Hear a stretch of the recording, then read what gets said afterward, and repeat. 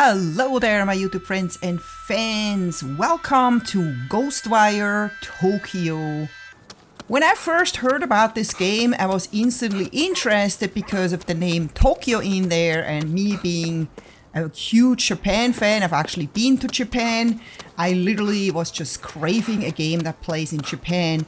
But then when I watched the gameplay trailers and all that, I was just like, nah, it's just one of those like weird Japanesey games with crazy magic powers and all that stuff. I'm just too old for that stuff. I'm more into realistic games. And so I kind of just ignored it. I was like, yeah, it's too bad. I wish they would have made something more like The Division in Tokyo. That would have been awesome.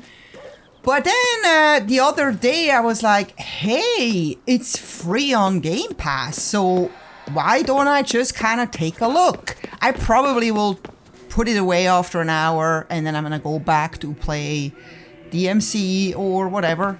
But let me tell you, after an hour of trying this game, I could not put it back down. I was instantly hooked. This game is so different than what I expected when I saw all the gameplays and trailers and stuff. And in a good way. It is actually very, very similar feeling to when you play The Division. It also has got some elements that remind you of BioShock and Watch Dogs and The Evil Within. And many, many other games. It literally is a game that took all the good things from other games and put them in here. And not only that, it's flawless. There are no bugs, there are no crashes, there are no issues. There's nothing. And the game looks so beautiful. And I have been to Shibuya and it literally looks like that. And look, we even have cats in here. I mean, if a game has cats in it, then I'm sold. So this game has been built in Unreal Engine 4, and the story is basically where you are a spirit that flies over a traffic collision, and you look for a body that you can possess, and you find the guy or the boy named Akido, which is the main character that you play, and you use his body. But when Akido wakes up, he is still in control of his body except for his right hand, which is under control of the spirit. So with that, Akido has a lot of powers and you get more and more powers as the game progresses. And when you have played as many games as I have in the last 20 years, basically like every open world game and every AAA game and just every game that's good, you just kind of expect certain things. But this game is not like that. You feel like, oh, I know already how this game goes. Yeah, this is going to be, and then it's going to be that. It's probably going to be repetitive. No, it's not. When you think you know it all, there's more. And then there's more. And there's so many surprises in the game. You're just like, every time you're just like, whoa, I did not see that coming. What? Now I can do this. Oh, I can go there. Oh, there's more. Oh, I'm supposed to do that. And I mean, there's so many side missions and they're all fun, exciting, interesting, thrilling. I don't know. They're just not boring at all. And look at that. We have dogs too. Very cute dogs. And those dogs are not just here to pet. You can actually read their mind. And then when you feed them, you actually get a reward. Sometimes, not always. And I think, again, they just try to make the game not predictable so you never get bored with it. And I have to say, I don't know how many hours I'm in, like now, maybe 25, and I haven't gotten bored a bit with this game yet. There is still so much to do. And what it has similar with other games is that the city is first covered with a fog, with a toxic fog that you have to slowly clear by visiting the torii gates, and then you have to cleanse them, and that opens up a section in the city. I actually don't mind that. I've always thought that was fun. That to me always feels like opening a package on Christmas Day, because you always want to know what's in the cloud or in the fog. As soon as you open it up, you go and explore. And I always find that very fun and interesting. So this game may not be for everyone because it is literally in Japanese, and if you want to understand what it's about, you have to read the English subtitles, and that's a little hard when you try to play a game. So, you know, it might not be your thing, but I love the authenticity. And then we get to the combat, which is what threw me off at first when I saw the trailers and such. But it is not at all what I was thinking, as I mentioned before, because I'm fighting basically spirits, you know, bad spirits that I need to get rid of, and I do have this power from the spirit that possesses my body, so it all seems to kind of make sense, and the combat is really a lot of fun. It took me a little while to get into it at first. I didn't realize, you know, what I could do exactly. I always have a hard time learning all the controls, and then eventually when I figured it all out, I was like, oh my god, this is so much fun, give me more. There's so many types of enemies that you can fight, and whenever you think you've seen them all, there's a new one around the corner that you have to learn how to tackle. There's bosses in this game too, yes. I do not like bosses, as you know, if you've been following me for a while, but so far it's actually been really, really fun. The bosses are definitely manageable, not frustrating, but still hard enough for you to feel challenged. And then just when I thought, I think I've seen probably all the enemies here now, then something like this happens. I didn't even know how to actually deal with this. First of all, I knew something was attacking me. I didn't really see it. And then I realized it was an enemy that was basically swimming in the concrete or whatever. I don't even know how to explain this.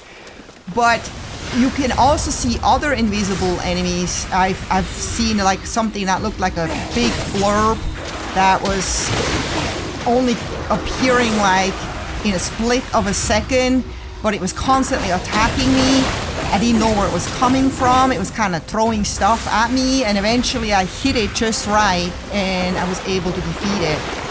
And those are the things that really make this game so special and so unique and interesting and also really addictive. And maybe I should add another game to the list of games that were inspirations for this game, maybe Assassin's Creed, I don't know, or Spider-Man, because you can pull yourself up on one of those birds that you see in the sky above the buildings, and then grapple onto them, and it pulls you up, and then you can also move forward in the air by holding the button, and you can then upgrade the skill where you can kind of fly in the air a little bit longer, so you can jump in between the buildings, because there's a lot of stuff that's happening up on the buildings. Sometimes there are special things that you need to find, and the only way to get up is by finding a way up, and sometimes you can't find one of those birds. You have to find a ladder and then complicated climbing. And there's no parkour in this game, which I do not miss at all, because we have enough games with parkour, and I feel like it's nice that this game didn't try to just copy that, because that's already been done well enough in other games. There's no need that every game needs to have parkour. In this game, you more feel like yourself. If you're not a parkour person, you can do those things just like you would be able to do them in real life. You need to find a way to get up by normal means, like a normal person. The only thing that is not normal is that there's no fall damage, but it's kind of nice, because that would be so frustrating when you fall a lot trying to get up onto a building. So for me, it's just the way I want it to be. And I did not ask for that or even think about it, but this game actually does come with a photo mode and all the cool things that you can do with a photo mode, and it works just as you expect it to work in a city that's so exciting, and the game has been so beautifully designed. This is definitely an awesome feature that a lot of people will totally enjoy. There's so much you can do with this photo mode. I definitely had my share of fun with it, like this thing here. I got a really good laugh out of this. I don't know what that was supposed to be, but maybe they just wanted us to have a good laugh, and they definitely got me. And what would be an open world game without a place where you can buy and sell and trade things? Well, this game is actually no different, but it's got those really cool convenience stores that you will find in Japan everywhere, with all the awesome goodies. Oh my god, I miss them so much. But instead of a person behind the register, you have a cat, which I thought was so cute. And you can not only buy food, but also talismans and arrows and, for example, dog food, which you need if you want to please some of the dogs around the city that beg you, or even I'm just gonna kind of hint there is a side mission also that you have to go to a store to. Not saying any more, don't try to do any spoilers, but the stores are definitely fun and they're everywhere. So if you're like low on health and you don't have any more food, you'll find a store like very close by for sure. And then there's those phone booths that you see once in a while, and you can actually use them to transfer the spirits that you collected all throughout the city. Sometimes you have to do that quickly because you run out of space, you can't collect any more spirits, so you need to transfer them so you can make space again and go and collect more spirits. As you can see, it gives you XP, which will let you level up and get more goodies. And we have another cute little doggy that I just can't pass by. And of course, all the dogs are Akitos, which happen to be my favorite dog breed. So then you can read his stats. And if you're lucky, well, first you have to give him some food. If you're lucky, he's gonna actually find some goodies for you. So make sure you always have dog food with you. And then, come on, go. Follow him. And it usually doesn't take you that far. So he's already found the spot. What are you doing? Hello? Hello? He's still sniffing the air. Not sure. Yes, he found that spot, that sweet spot. Let's scratch the sweet spot, and there we go. I just got 910 Mykovich currency. Yeah, that was fun. Maybe not for you, but I can't get enough of it. Well, I can't go here because this is where the toxic fog is, so I need to find another Torii gate so I can clear this fog.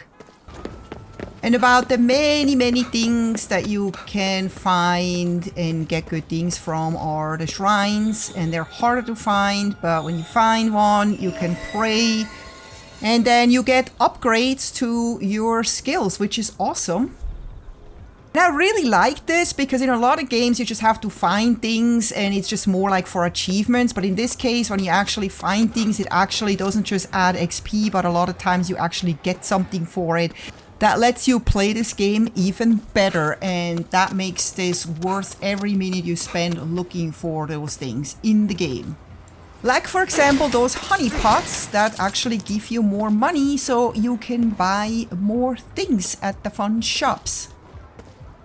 And for those of us who don't mind skill trees, I have to actually just point out that I really like this clean and simple skill tree. I'm a UI UX designer, so I'm very critical of game UI UX designs, and I can't say anything negative about this at all. It's been done so perfectly. I mean, whoever was the designer or the designers behind it, they really know what they're doing. They're trying to make it as simple as possible while still being very effective. Like just explaining each skill is just like a little phrase, not a huge explanation, exactly what a busy gamer needs and wants.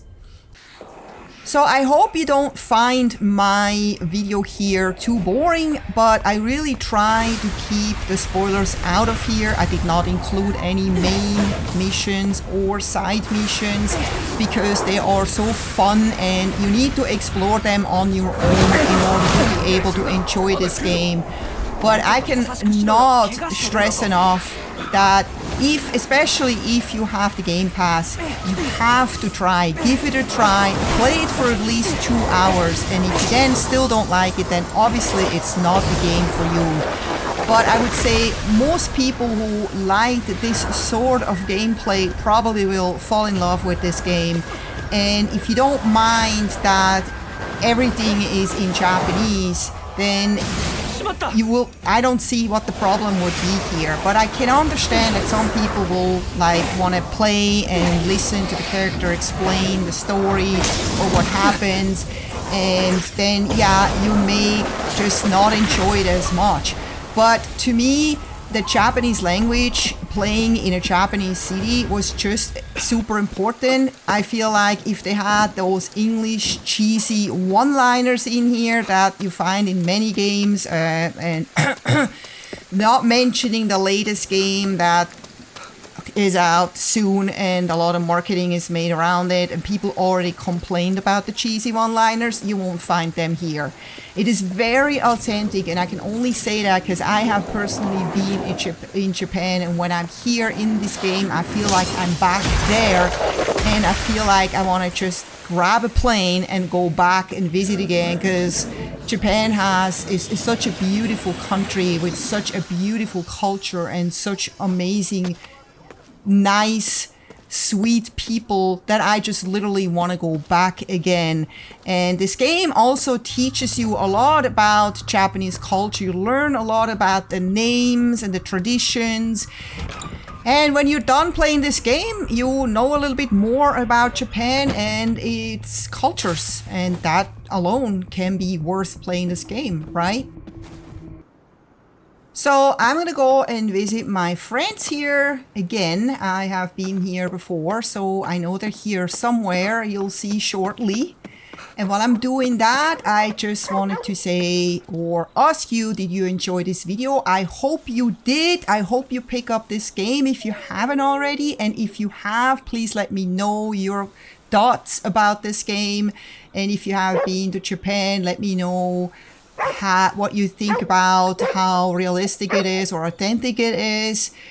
And I know that there's still a lot I have not seen yet, and I'm very much looking forward to it. I cannot get enough of this game. I hope it lasts for a long time still. And otherwise I'll just make it last, because there's so much to see and to do, as I already said. I don't want to be repetitive here now. I hope you enjoyed this video. If you did, please don't forget to give it a thumbs up. Subscribe if you haven't yet, and I hope to see you next time. Until then, happy gaming. Take care. Bye-bye.